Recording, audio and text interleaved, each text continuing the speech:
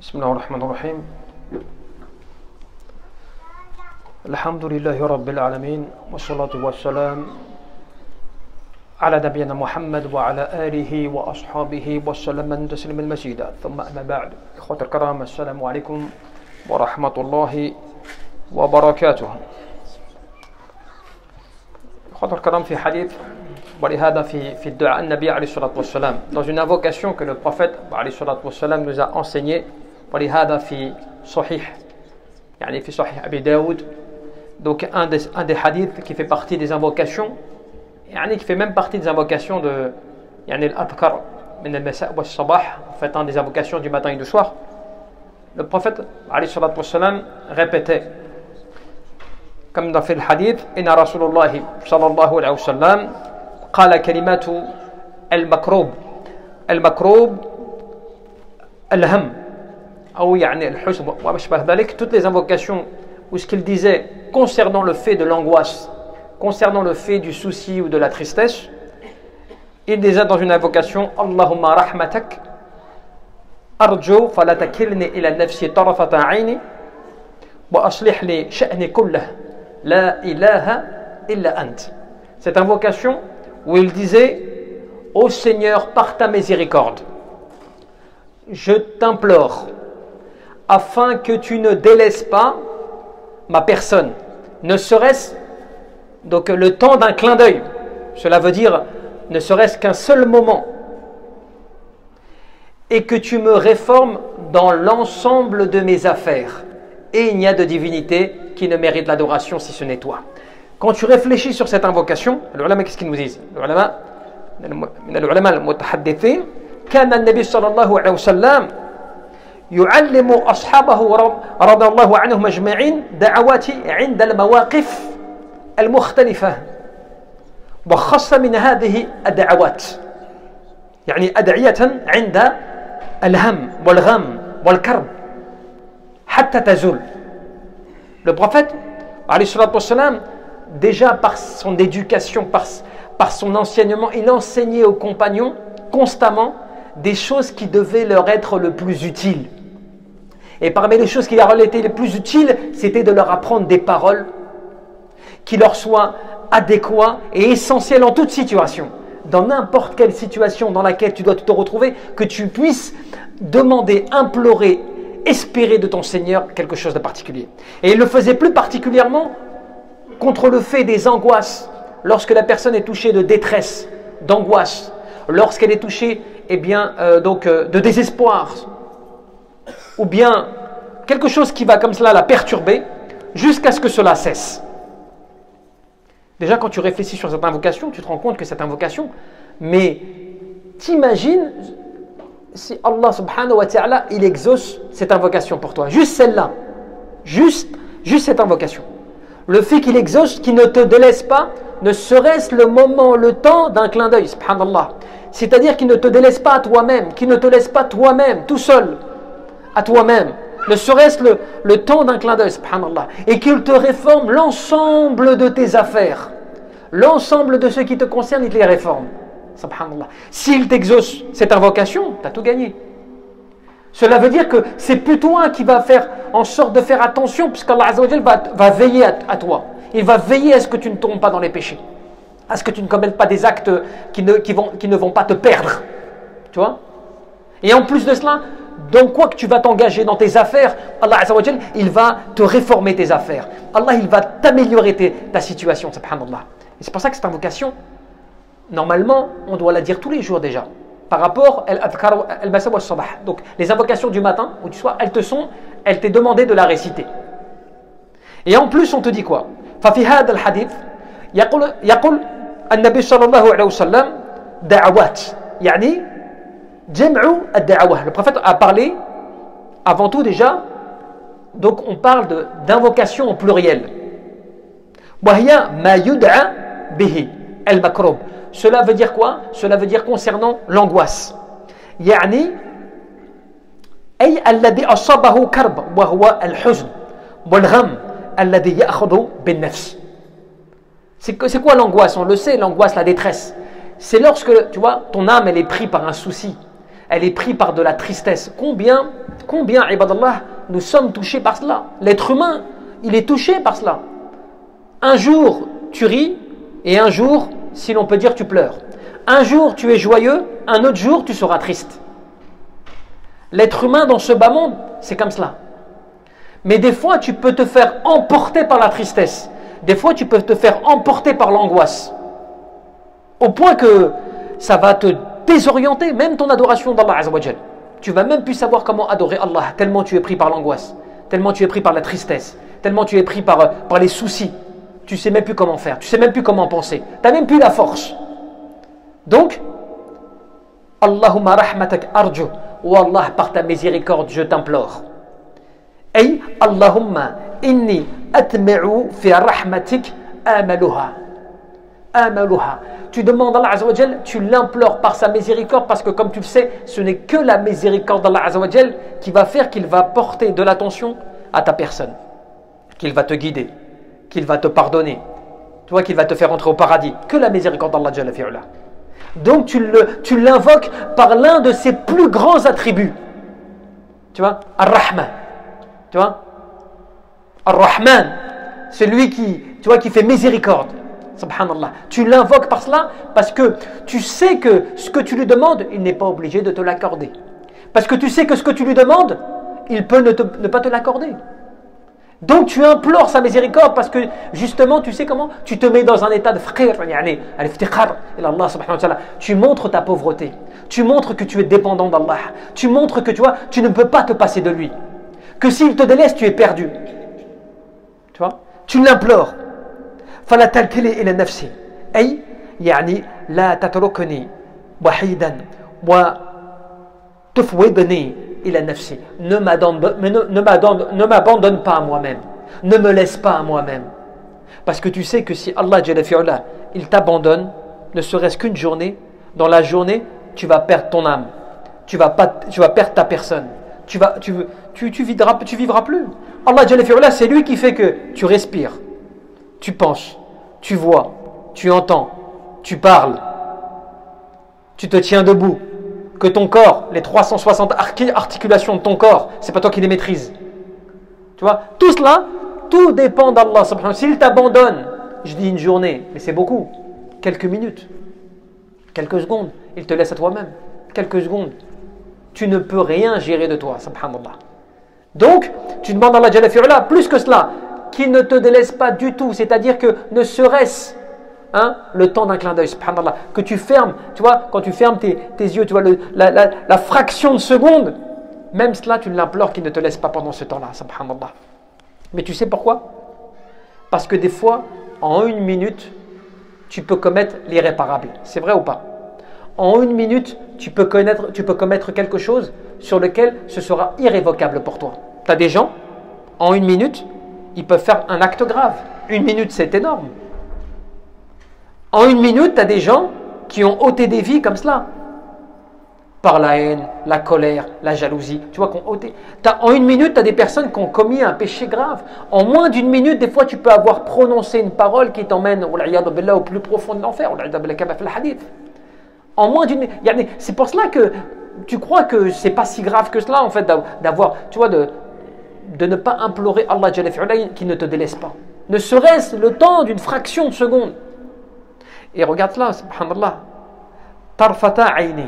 Tu vois, cette expression. Tarfata ayni, ay, yani, miqdari, lahbati ou latfati, yani, que tu ne laisses le temps tu vois, d'un clignement de l'œil, subhanallah.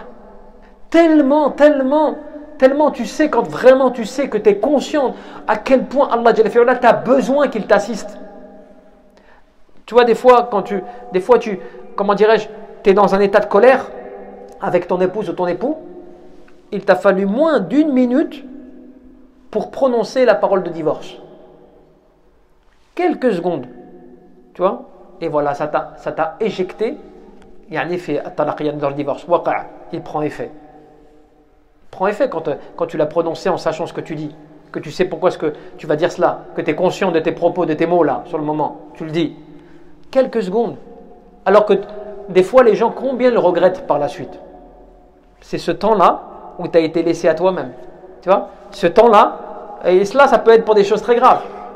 Tu as été laissé à toi-même, subhanallah. Des fois même dans le choix, tu sais, dans le choix d'une affaire. Pour ça que tu dis, même tu demandes une affaire, tu demandes à Jalla fi'la, wa aslih li sha'ni kullah, et améliore, réforme l'ensemble de mes affaires, tout ce que je fais. Parce que des fois, tu peux t'engager sur un truc, tu as des gens, tu vas signer un contrat, tu vas t'engager sur une affaire, tu vas faire quelque chose, et cela, ça va te mener à ta perte, sans que tu le saches. Tu vois? Quelqu'un va se marier, il va suivre ses passions, et ce mariage-là va lui faire commettre des actes graves, ou va l'emmener dans des problèmes et des histoires pas possibles. Tu sais pourquoi? Peut-être tu as été laissé à toi-même. Allah Jalla fi'ala, il t'a laissé que tu choisisses toi ton affaire. C'est toi qui choisis. Tu ne l'as pas consulté, tu ne l'as pas demandé. Donc c'est toi avec ton nafs karni, tu as choisi tout seul, shaitan qui t'a conseillé, et tu as fait comme tu voulais. Mais si tu implores Allah Jalla fi'ala, si tu l'implores et tu lui demandes qu'il t'assiste dans toutes tes affaires, eh bien ce qui peut se passer, qu'Allah Jalla fi'ala t'accorde al-furqan. Al-furqan, le discernement, bayna al-haqq wal batil. In tattaqullah yaj'alakum furqana. Et si vous craignez Allah, Allah il vous accordera al-furqan.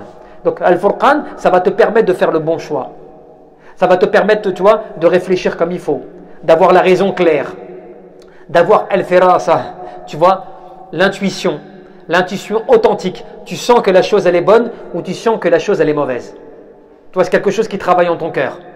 Il y a quelque chose, tu sens que voilà, c'est fait pour toi, il y a des choses tu sens que c'est pas fait pour toi. Ces choses-là, c'est pas toi qui les maîtrises. Allah Jalla fi'ala, il t'accorde cela. Tu vois, c'est une rahma min Allah azza wa jalla, une miséricorde d'Allah qu'il t'accorde pour que tu ne tombes pas. Tu ne tombes pas dans ce qui serait mauvais pour toi. Donc tu l'implores, tu l'invoques à ce qu'il te délaisse et qu'il te réforme l'ensemble de tes affaires. Ce qui veut dire, Wallah, tout ce sur quoi je peux m'engager, toutes les situations dans lesquelles je peux me retrouver, assiste-moi, réforme-moi. Et regarde bien, subhanallah. Regarde bien. Ya ayyuhalladhina amanu ittaqullaha wa qulu qawlan sadida yuslih lakum a'malakum wa yaghfir lakum dhunubakum. Tu vois? Tu le retrouves dans les versets coraniques. Allah Jalla fi'ala, ô vous les croyants, craignez Allah et tenez une parole de droiture. Et si vous appliquez cela, donc c'est quoi? Allah va vous réformer vos actes. Tu vois ce que tu fais? Yuslih lakum a'malakum. Allah, vos actions, il va les réformer. Il va te les mettre dans le bien. Il va faire en sorte que tu vas faire du bien, que tu vas te diriger que vers le bien. Et en plus, il vous pardonne vos péchés. Subhanallah. Tu vois, regarde la conséquence, tu vois, comme on dit, tu vois, de cause à effet. Tu as vu? Quand on dit de cause à effet, tu fais une action et cette action, elle a un effet après. Mais c'est valable pour tout. Al-khair wa shar. Tu vois, dans les deux cas. Des fois, tu peux commettre un acte grave et ça va avoir des conséquences graves. Et des fois, tu vas faire une belle action, une bonne action, bin-niyya, as-saliha, et tu vas avoir des effets extraordinaires. Comme le ulama tu disait, par exemple, as-sadaqa, mathalan.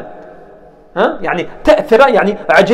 L'aumône, par exemple, a un impact important sur la vie de la personne. Tu vois, ça va lui augmenter sa richesse, ça va, tu vois, ça va lui pardonner ses péchés, c'est une preuve de la foi, des choses comme cela. Plein de choses comme cela qui ont des effets. Le fait, par exemple, que tu fasses beaucoup d'istighfar dans la journée, beaucoup d'istighfar, le fait que tu demandes beaucoup pardon à Allah Azza wa Jalla dans la journée, ça a un effet. Pas un effet simplement sur uniquement ta personne. Bien sûr, Allah Azza wa Jalla te pardonne tes péchés. Ça a plus que cela. Ça a un effet sur les choses qui pourraient t'arriver.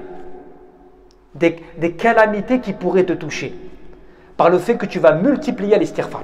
Tu vas multiplier l'istighfar. Grâce à cela, Allah Jalla fi'ala, il va t'éviter quelque chose qui peut t'arriver. Tu vois, une calamité qui peut te toucher, subhanallah. C'est pour ça qu'on parle de cause à effet. Et d'où le fait que, mais comment tu fais pour penser à demander beaucoup pardon? Comment tu fais pour penser à ne pas oublier tes invocations du matin et du soir? Comment tu fais pour ne pas oublier, tu vois, toutes les bonnes paroles qui vont être utiles pour toi? Comment tu fais? Eh bien, tu demandes à Allah Azza wa Jal sa miséricorde, tu vois, qu'il ne te délaisse pas. Tu vois, ne délaisse pas ma personne. Ne m'abandonne pas à moi-même, ne serait-ce, tu vois, le temps d'un clin d'œil, que je ne me retrouve pas tout seul comme cela. Et améliore toutes mes situations, toutes mes affaires, réforme-les-moi, améliore-moi dans ce que je fais, dans ce que j'entreprends. Des fois, tu sais, subhanallah, tu vas t'engager dans une affaire, et cette affaire, par exemple, elle n'est pas bonne. Tu sens que c'est difficile pour toi. Tu sens que voilà, elle est compliquée cette affaire. Grâce à l'invocation, grâce à l'imploration, grâce à la supplication d'Allah Azza wa Jal, Allah il va te réformer ton affaire. Elle était mauvaise à la base. Tu vois, il va te la réformer, elle va devenir meilleure. Et tu vas réussir à la gérer. Tu as des gens, des fois, subhanallah, te dit, c'est vrai, j'ai fait cela, ça a été très dur. Et après, à la fin, subhanallah, alhamdulillah, j'ai réussi à restabiliser ça. Ah, j'ai réussi à mettre tout cela à mon avantage. Mais sauf que malheureusement, Rajoul, il oublie que c'est Allah Azza wa Jal qui a fait cela pour lui. Lui, il l'oublie, tu vois. Il croit que c'est lui, il croit que c'est son intelligence. Tu vois, il croit que c'est lui qui est meilleur que les autres, qu'il a réussi à faire comme les autres font pas, tu vois. Et le problème, c'est que ça devient ad-dayn, yani une dette. C'est-à-dire que toi, quand Allah Azza wa Jal t'a réformé ton affaire, toi, tu as oublié de le remercier, tu as oublié de multiplier, tu vois, le khair, tout ça et tout, pour le remercier. Eh bien, Allah Jalla fi'ala te rappellera cela. Comment il t'a réformé ton affaire et comment toi, tu as été ingrat. Comment Allah t'a réformé ta situation et comment toi, tu as été ingrat. Tu n'as pas été reconnaissant. Tu vois, Fadkuruni adkurkum. Fadkuruni adkurkum. Rappelez-vous de moi que je me rappelle de vous. Et je me rappellerai de vous. Fashkuruni wa la takfurun. Soyez reconnaissants et ne faites pas preuve d'ingratitude. Tu vois. Et enfin, pour terminer, La ilaha illa ant. Cette invocation, tu la termines avec quoi? At-tawhid, kalimat at-tawhid. L'unicité d'Allah Jalla fi'ala. Tu prononces qu'il n'y a d'adoration qui ne peut être, tu ne peux adorer. Yani la ma'buda bihaqqin illa Allah. Nul ne mérite l'adoration si ce n'est toi, ô Allah. Cela veut dire, je m'en remets à toi. Allahumma iyyaka na'budu wa iyyaka nasta'in. Oh Allah, c'est toi que j'adore, c'est toi qu'on adore et c'est toi à qui on demande, on implore le secours. En fait, c'est une forme de isti'ana, tu sais, de recherche de secours. Tu recherches le secours quand tu invoques Allah Azza wa Jal, quand tu implores Allah, quand tu supplies Allah, tu rentres dans l'isti'aba. Le fait de l'isti'ana, le fait d'implorer Allah Jalla fi'ala. Tu vois? Le fait que tu montres à Allah que tu as besoin de lui et que tu veux qu'il te secourt. Que tout seul, tu ne peux rien faire, subhanallah. Cela, ça fait partie, c'est pour cela qu'on parle de fi surat al-Fatiha, al-isti'ana wa al-isti'aba. Le fait de la recherche de secours et le fait de la recherche de protection auprès d'Allah Azza wa Jal. Contre le shaitan, contre les wasawis de shaitan qui vient t'insuffler des choses, qui vient te dire des mauvaises choses, qui vient te conseiller comme il ne faut pas. Tu vois, tu as besoin de protection contre cela, sinon tu te fais attaquer. Sinon tu ne sais pas comment faire. Et c'est pour cela que le prophète, il t'a dit quoi le prophète sallallahu alayhi wa sallam, il t'a dit quoi? Il t'a dit Al-abd la yarju min ash-shaitan illa bidhikrillah. L'adorateur ne sera jamais sauvé de Satan si ce n'est par le rappel d'Allah. Il ne sera jamais protégé de Satan si ce n'est par le rappel d'Allah. Et les ulama, ils ont expliqué ce hadith en disant يعني فإن الإنسان لا يزال سريعا تحت الشيطان حتى يذكر الله عز وجل ويتلو القرآن.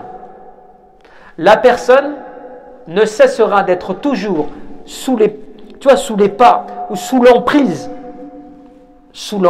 de Satan jusqu'à temps qu'il lise Al-Qur'an ou qu'il invoque Allah. Dès que tu lis Al-Qur'an, dès que tu invoques Allah Azza wa Jal, avec le cœur tu es sincère dans cela, Shaitan il a peur de toi, il ne s'approche pas de toi. Il n'ose pas, tu vois. Le Qur'an, فَإِذَا قَرَأْتَ الْقُرْآنَ فَاسْتَعِذْ بِاللَّهِ مِنَ الشَّيْطَانِ الرَّجِيمِ أَنَّهُ لَيْسَ لَهُ سُلْطَانٌ وَعَلَى الَّذِينَ آمَنُوا وَعَلَى رَبِّهِمْ يَتَوَكَّلُونَ. Tu vois? Quand tu récites le Qur'an, Allah Jalla fi'ala te dit, fais le Qur'an. Quand tu récites le Qur'an, recherche protection auprès d'Allah contre Satan. Tu vois? Certes, il n'a aucune emprise sur ceux qui ont la foi et qui s'en remettent totalement à Allah. Et même dans ce hadith, dans cette dua, tu as aussi un tawakkul à Allah, une forme de remise confiance en Allah Azza wa Jalla. Tu t'en remets à Allah. Tu vois, quand tu l'invoques, tu t'en remets à Allah. Tu lui demandes secours, tu demandes protection, tu l'implores, tu le supplies. Tu vois, tu lui montres ta dépendance, tu lui montres ta pauvreté, tu lui montres que finalement c'est lui, ton Seigneur, seul qui mérite l'adoration, que c'est à lui seul. Tu vois, c'est pour ça que tu rappelles à la fin La ilaha illa ant. Rappelle-toi Nuh, rappelle-toi Yunus alayhi salam, fi batni al-hut, quand il était dans le ventre de la baleine, dans les ténèbres, qu'il savait qu'il ne pouvait plus rien faire et surtout plus personne ne pouvait rien pour lui. Il savait que plus personne ne pouvait rien pour lui dans cette situation. Qu'a-t-il fait? Il a imploré, invoqué et imploré Allah Azza wa Jal. Bien sûr en disant, tu vois, Subhanak, la ilaha illa ant, subhanak, inni kuntu min al-dhalimin, inni kuntu min al-dhalimin. Tu vois, il n'y a d'adoration, il n'y a de Seigneur qui ne mérite l'adoration si ce n'est toi. Et gloire à toi, certes j'ai été du nombre et bien des injustes. Parce que finalement, on est toujours injuste. Quand tu désobéis à Allah Azza wa Jal, quand tu fais preuve de désobéissance, tout cela et tout, tu es injuste vis-à-vis de ta propre personne et vis-à-vis d'Allah Azza wa Jal, dans le sens où, eh bien, Allah il t'accorde des grâces et toi tu ne lui reconnais pas cela. Donc tu es injuste. C'est pour cela que tu dois invoquer, tu dois implorer et demander à Allah Azza wa Jal constamment et surtout ne pas oublier ce type d'invocation. Allahu a'lam, sallallahu tabaraka wa ta'ala, an yarzuqana al-ikhlas fil qalb wal amal wal niyyah. Allahumma a'inna ala dhikrika wa shukrika wa husni ibadatika. Allahumma nas'aluka al-huda wat tuqa wal afafa wal ghina was sadad. Allahumma rabbana la turad du'ana bis-su'i af'alina wa taqabbal minna innaka at-tawwab al-karim. Wa sallallahu wa sallam wa baraka ala abdika wa rasulika Muhammad wa ala alihi wa ashabihi ajma'in. Barakallahu fikum wa ghafara Allahu li wa lakum. Assalamu alaikum wa rahmatullahi.